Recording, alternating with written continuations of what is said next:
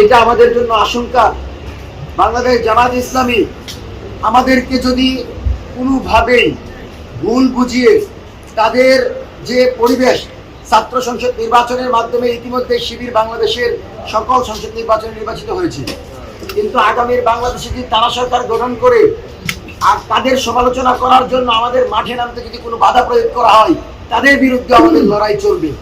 এখন পর্যন্ত সংসদ নির্বাচন হওয়ায় কিন্তু তেমন কোনো বড় আন্দোলন আমরা লক্ষ্য করছি না, কিন্তু যারাই বাংলাদেশের সরকারি পরবর্তীতে আসবে তারা যদি ভুল করে, আমরা আশা করব বাংলাদেশের প্রতিটি বিশ্ববিদ্যালয় থেকে সবার আগে মিছিল বের হবে, প্রতিটি বিশ্ববিদ্যালয় থেকে সবার আগে প্রতিবাদ হবে, এবং বাংলাদেশের প্রতিটি বিশ্ববিদ্যালয়কে আমরা ছাত্র রাজনীতির বাইরে দেখতে চাই, লেজুর ভিত্তিক রাজনীতির বাইরে দেখতে চাই।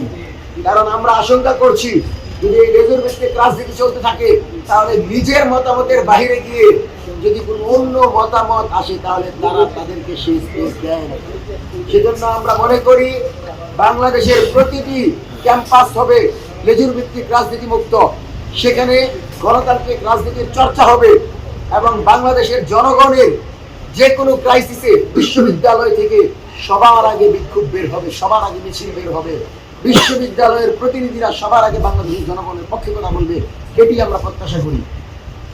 সম্মানিত সাংবাদিক বন্ধুগণ, আজকে আপনারা হয়তো আমাদের সাথে এই জুলাইয়ের পরে যেই আঙ্গিকে কথা বলছি এটা লাস্ট দিন, হয়তো আমাদেরকে আবারও কথা বলতে হবে ভিন্ন কোনো আঙ্গিকে, পরিস্থিতি আমাদেরকে যে কোনো দিকে নিতে পারে, কিন্তু আমরা আপনাদের কাছে প্রত্যাশা করি যে আমরা যখনই আপনাদেরকে ডাকবো শুধুমাত্র বাংলাদেশের জন্য ডাকবো।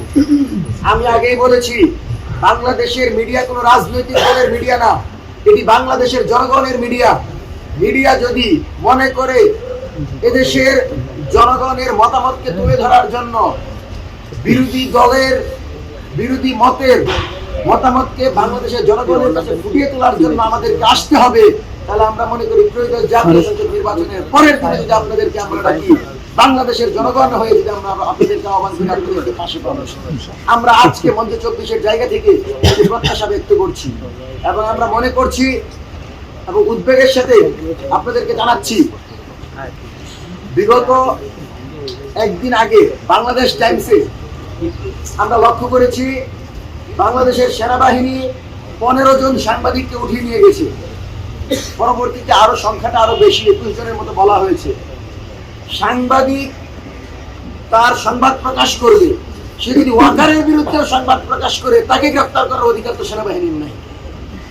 সাংবাদিকদেরকে স্বাধীনভাবে সাংবাদিকতা করার জন্য আবু সাইদ জীবন দিয়েছে, ওয়াসিম মুক্ত জীবন দিয়েছে এমন একটা বাংলাদেশের জন্য, যে বাংলাদেশে আমি কথা বলবো, আমার কথা আপনার মতের বিরুদ্ধে গেলেও যদি আমি সত্য কথা বলি আপনি আমাকে বাধা প্রয়োগ করতে পারবেন।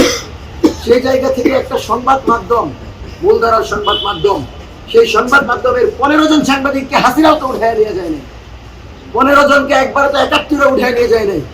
সেই কাজ করেছে আজকে আমাদের এই প্রশাসন। আমরা সেনাবাহিনীর বিরুদ্ধে না। আমাকে বলা হচ্ছে আমি শহীদ শরীফ ওসমান হাদির জাতিসংঘের অধীনে যে দাবি ছিল জাতিসংঘের তত্ত্বাবধানে যে বিচার কার্যের ব্যাপারে, তদন্তের ব্যাপারে, এটার ব্যাপারে আমরা যমুনায় অবস্থান করি, এবং যমুনায় যখন আঘাত করা হয় আমি ভাইদেরকে নিয়ে ঢাকা মেডিকেল যাই। ঢাকা মেডিকেলে সেখানে অনেকগুলো নিউজ ছিল, মেবি মিরর নিউজের সামনে আমি বলেছিলাম যে এই পরিস্থিতিতে বাংলাদেশে কোনো নির্বাচন হতে পারবে না।